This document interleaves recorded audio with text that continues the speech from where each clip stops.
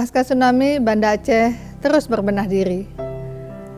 Bagaimana memperindah kota Banda Aceh, membangun infrastruktur, membangun sosial masyarakatnya, dan juga bagaimana Banda Aceh dapat menjadi sebuah kota yang dapat dikenal di seluruh penjuru dunia, menjadi sebuah kota World Islamic Tourism.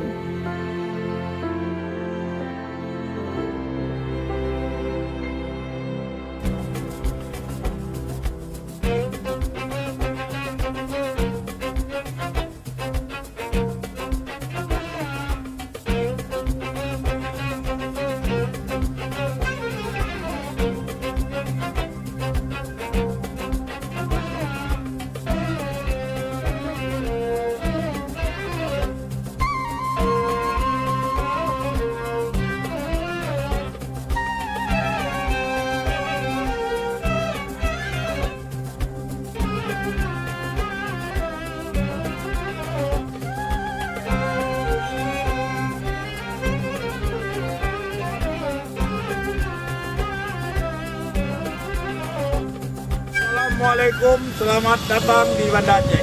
Assalamualaikum. Assalamualaikum. Assalamualaikum.